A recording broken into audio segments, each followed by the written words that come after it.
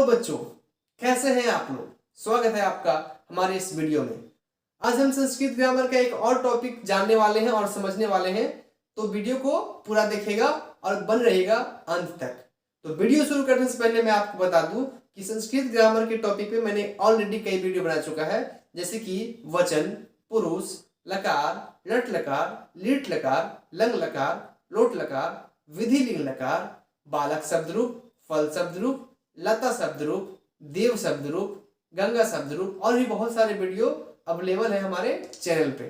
तो अगर आपने अभी तक इन वीडियो को नहीं देखा है तो लिंक डिस्क्रिप्शन बॉक्स में है, जाइए और एक बार जरूर देखिए। तो चलिए वीडियो को शुरू करते हैं। मुनि शब्द रूप, इकारांत पुल्लिंग।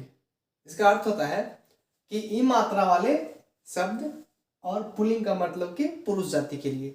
तो इकारांत मतलब कि ई मात्रा वाले शब्द पुल्लिंग के लिए मुनि जो है इकारांत पुल्लिंग में आता है। और ऐसे ही जितने भी शब्द हैं जो इकारांत पुल्लिंग होते हैं उनका रूप मुनि की तरह ही चलता है। देखिए मैं आपको पहले दिखाता हूँ, यहाँ पे नोट में क्या लिखा है मैंने। नोट, सभी इकारांत पुल्लिंग शब्दों का रूप मुनि के जैसा ही चलेगा, जैसे कि कवि, कपि, ऋषि, गिरि, हरि, रवि, अली, बलि, विधि, पति, भूपति, नरपति, व्याधि, अरि, कृमि, राष्ट्रपति आदि। तो जितने भी इकारांत पुल्लिंग शब्द होंगे उनका रूप मुनि की तरह ही चलेगा। तो आइए मुनि शब्द रूप जान लेते हैं। तो यहाँ पे देखिए मैंने कॉलम बना रखा है एक वचन, द्विवचन, बहुवचन का, और ये प्रथमा द्वितीया है। तो सबसे पहला प्रथमा में है मुनि, मुनि, मुनियः, मुनिम, मुनि, मुनीन्, मुनिना, मुनिभ्याम, मुनिभिः, मुनिये, मुनिभ्याम, मुनिभ्यः, मुने, मुनिभ्याम, मुनिभ्यः, मुने, मुनियो, मुनीनाम, मुनो, मुनियो, मुनिषु, हे मुनिये, हे मुनि, हे मुनियः।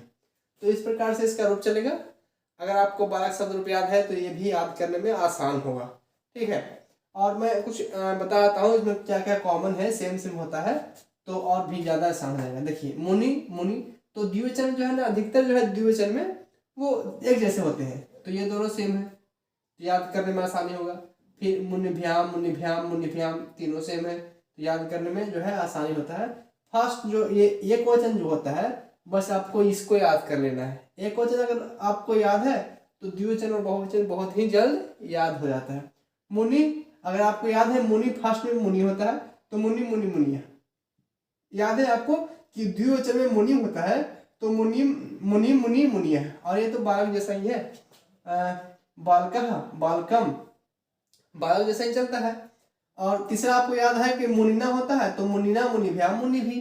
तो अगर आपको एक वचन याद है तो एक वचन जो है आप एक वचन को ज्यादा गौर कीजिएगा याद करने के लिए, बाकी जो है याद करता है। और एक बात ये कहें तो बिना मेहनत करने तो कुछ भी नहीं होता है।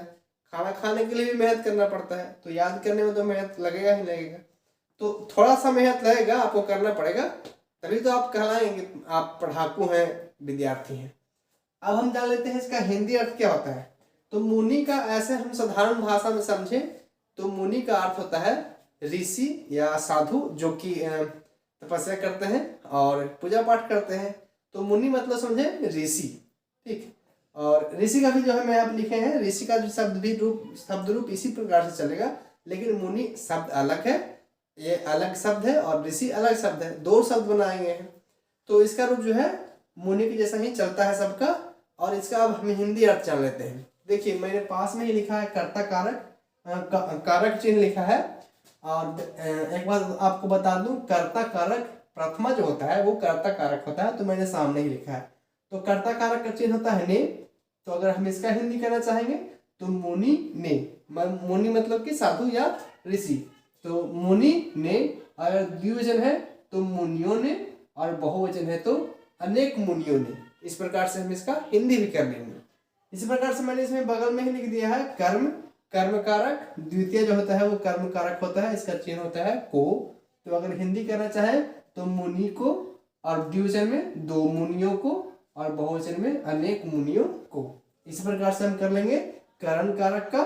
तो करण का होता है से, और यहाँ पे संबंध वाला होता है से। संबंध कहने का मतलब ये है संबंध कहने का मतलब ये है कि जब हम लगाव या जुड़ाव होता है तो उसमें जो संबंध बनता है वो संबंध वाला। तो करण से यहाँ पे अगर इसका हिंदी कहना चाहेंगे तो मुनि से, दो दो द्विवचन में जाएंगे तो दो मुनियों से, और बहुवचन में अनेक मुनियों से। इसी प्रकार से संप्रदान कारक के लिए होता है, चतुर्थी जो है संप्रदान कारक होता है के लिए, तो मुनि के लिए, दो मुनियों के लिए और अनेक मुनियों के लिए। तो इस प्रकार से आप इसका हिंदी भी कर सकते हैं। मैंने पास में ही इसलिए लिख दिया है ताकि आपको समझने में आसान, ज्यादा से ज्यादा आसानी हो। तो आप इसको याद कीजिएगा, आप इसका हिंदी भी कीजिएगा। और एक बात मैं आपको बता दूं, जो मैंने यहाँ पे नोट में बताया है या लिखा है कि सभी जितने भी लिखे हैं मैंने, इकारांत पुल्लिंग का शब्द रूप जो है वो मुनि की तरह चलता है। तो मैं यहाँ पर से एक बना कर दिखाता हूँ आपको। जो देखिए लिखा हुआ फर्स्ट में कवि, फर्स्ट में लिखा हुआ है कवि। तो कवि का रूप मुनि की तरह कैसे चलेगा, देखिए मैं आपको लाइव बताता हूँ। यहाँ पे क्या है, मुनि, यहाँ पे मुनि है और बनाना है हमको कवि का। तो अगर हम मुनि हटा दें तो ऐसे लगा देंगे कवि को। अगर हम मुनि हटाकर कवि लिख दिए तो हो जाएगा कवि। फिर यहाँ पे मुनि जो है ये इकारांत जो है हर्ष ई था, यहाँ पे दीर्घई हो गया तो हम कवि कर देंगे तो दीर्घई कर देंगे। तो इधर से हो जाएगा कवि, तो कवि कवि कवि कव्या, तो यहाँ पर लगा देंगे कव्या। कवीम कवि कवीन, कवीना कवि कविभ्याम कविभी, कविये कविभ्याम कविभी। इस प्रकार से हम कवि का रूप चला सकते हैं। तो ये थोड़ा सा आपको करना पड़ेगा, और करेंगे तो कुछ दिक्कत भी हो सकता है और मजा भी आ सकता है अगर उठपटांग शब्द हो गया तो आप इसको घर पे प्रैक्टिस कीजिएगा। इनमें से आप किन्हीं 2 या 3 शब्द का मुनि के जैसा ही रूप चलाकर अपनी कॉपी में देखिएगा और याद भी कर लीजिएगा। लेकिन मुनि इंपॉर्टेंट होता है और मुनि से जो है अनुवाद में इसका उपयोग होता है। तो अगर आप इसको उतारना चाहते हैं कॉपी में तो एक स्क्रीनशॉट ले लीजिए। तो मैं आशा करता हूं कि आपको यह वीडियो समझ में आया होगा, मुनि का शब्द रूप आपको अच्छे से समझ में आया होगा। आप घर पर जाकर इसको याद कीजिएगा। और जाते जाते अगर आपको हमारा वीडियो पसंद आया हो तो एक लाइक देकर हमारा उत्साह बढ़ा दीजिए। आप कमेंट लिख दीजिए आपको और कौन से टॉपिक में वीडियो चाहिए, क्योंकि संस्कृत के ऐसे टॉपिक में मैं वीडियो बनाता हूँ। और अभी तक चैनल को सब्सक्राइब नहीं किए हैं तो सब्सक्राइब कर लीजिए, बेल आइकन ऑल पर सेट कर लीजिए ताकि वीडियो की नोटिफिकेशन सबसे पहले आपको मिले। तो फिर मिलते हैं एक नए वीडियो में एक नए टॉपिक के साथ। तब तक के लिए बाय, जय हिंद।